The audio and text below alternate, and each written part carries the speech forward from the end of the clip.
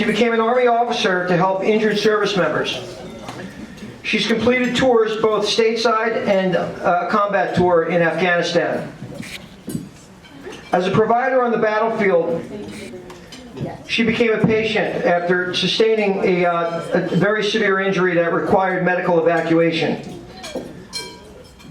Dr. Reer spent 3 years at Walter Reed National Military Medical Center undergoing medical care and rehabilitation. She had to relearn the basic skills of walking and talking, things obviously we take for granted. Her recovery continues to this day, where she often has to travel for highly specialized medical treatment.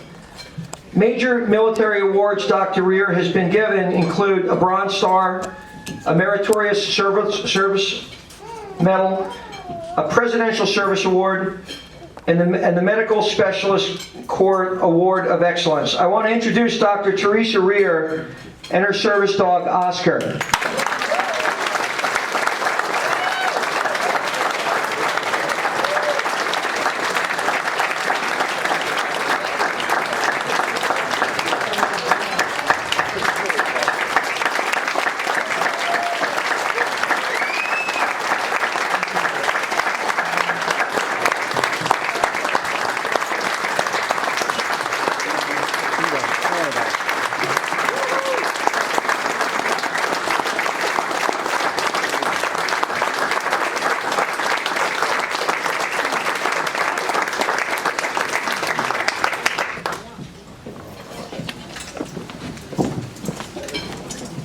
Thank you.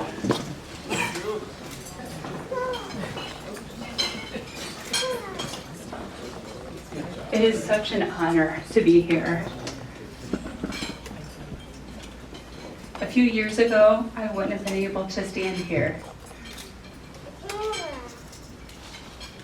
few years ago, I wouldn't be able to stand here and give a speech.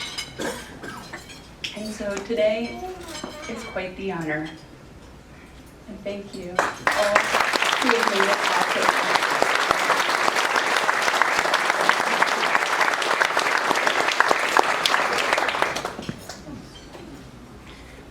Although my dad's military service was 2 years, the memories he shared about spit shining his shoes and aligning his ribbons were endless.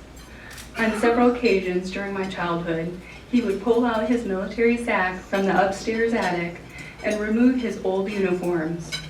One by one, he would share stories of pride, duty, and selfless service.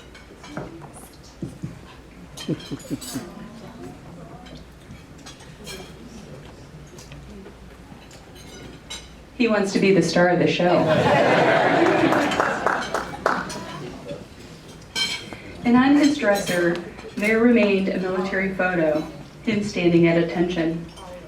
Those memories, forever etched in my heart, would occasionally resurface. With a growing need for rehabilitation providers, I decided to join the Army to treat wounded, ill, and injured service members. As an occupational therapist, I realized my calling to serve was now.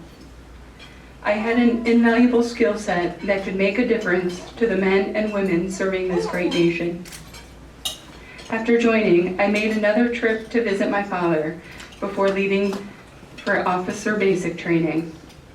Again, my father brought down his all too familiar military sack from the attic to rehash his military stories. This time, the talk was different. He informed me of my responsibilities in uniform and the many challenges I will face as a female officer. He reminded me once again, every time you put on your uniform, wear it with pride, and most of all, stay strong. After 3 years of service and volunteering to deploy numerous times, I finally received a call from my colonel and professional mentor. He said, "Captain Reer, we need you downrange to serve with the 3rd Infantry Division. Can you deploy in 21 days? I replied with no hesitation, "Yes, sir." I made one last trip home before deploying to Afghanistan. And one last time, my father brought down his military sack from upstairs and began sharing military stories. This time he pulled 2 items from his bag: his military dog tags and his military photo. And he grabbed my hand and he put his dog tag in my hand, rolling up my fingers.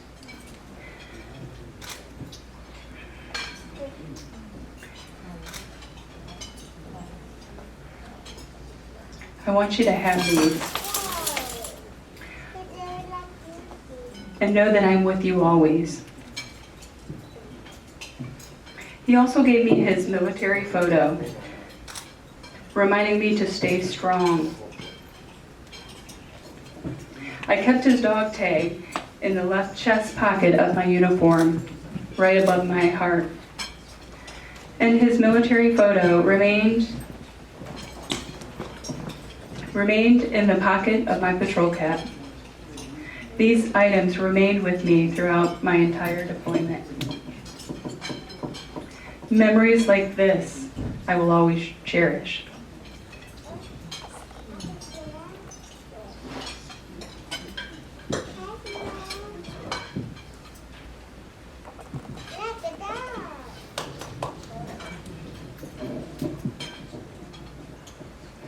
Over halfway into my deployment, I sustained severe injuries to my head, back, and legs, requiring immediate medical evacuation. Highly sedated, my deployment abruptly ended.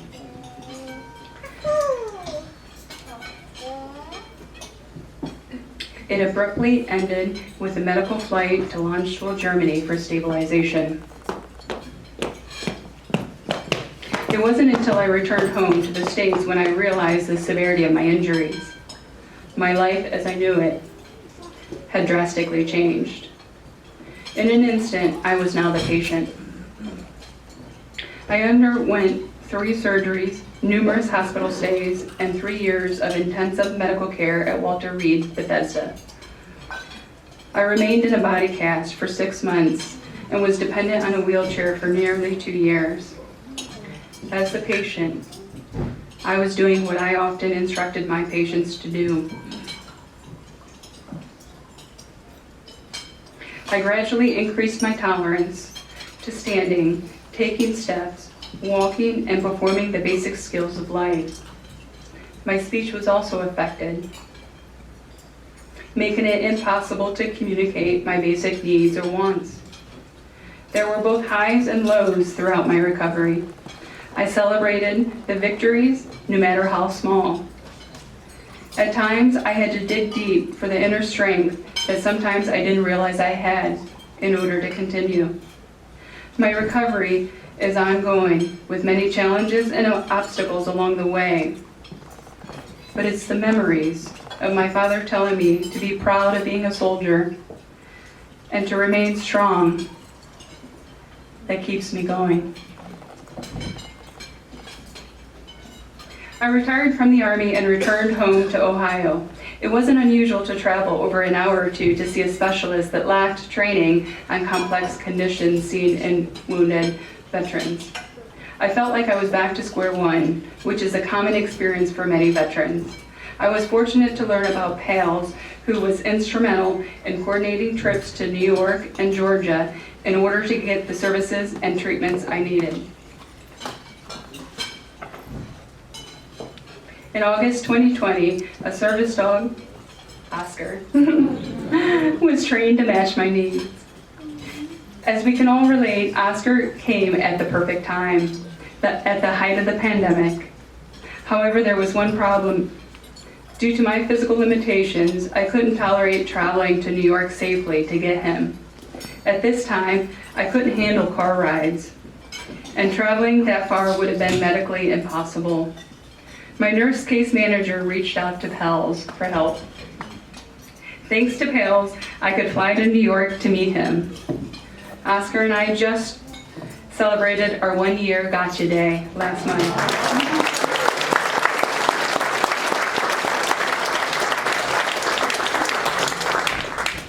Oscar has brought such joy and independence to my life.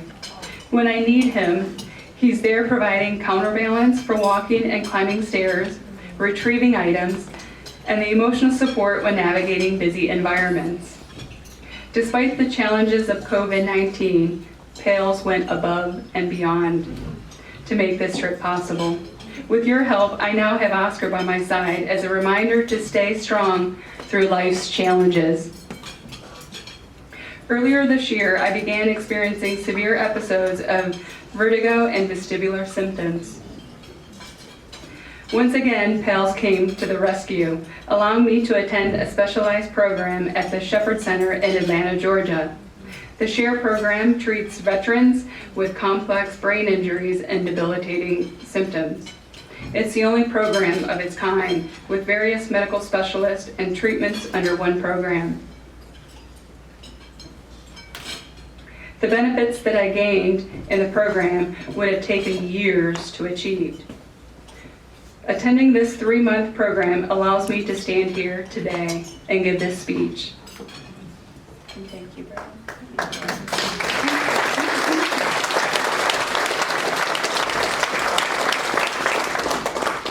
And everyone at PALS exemplified the meaning of going above and beyond to provide help when I needed it. On this journey of recovery, you have supported me on the wings of angels.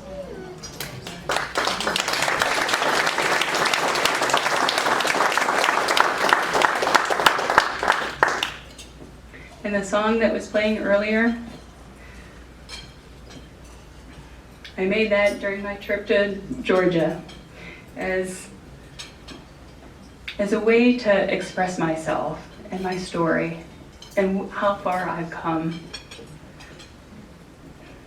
So I'd like to reference that song once again.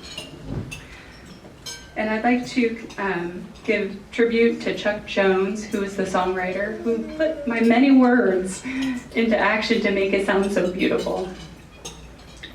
And Savannah Jones, she had that powerful voice. It was incredible. So one last thing I'd like to leave you with this evening. The song is titled My Victory. And a little background about the song. I came home feeling broken and defeated and literally uncertain of my next steps. And with the glimmer of hope, sliver of light, now I'm not so weak, I'm strong enough to fight. I may have lost the battle, but we're going to win this war. And I'd like to personally extend my appreciation to my family and friends, Lynn, who has been instrumental. We've been friends since high school and has been an incredible rock. And thank you for being here with me this evening.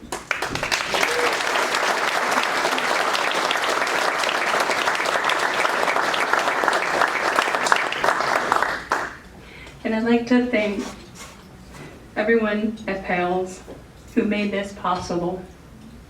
And in order to get the care that I needed to be here today,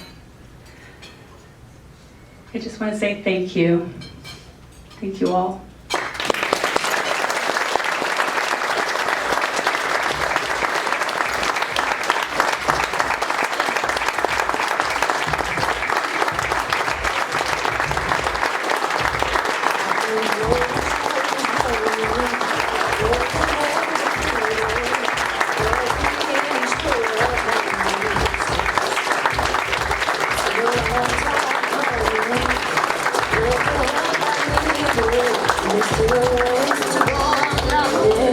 Yes, please give another round of applause for Dr. Theresa Reer.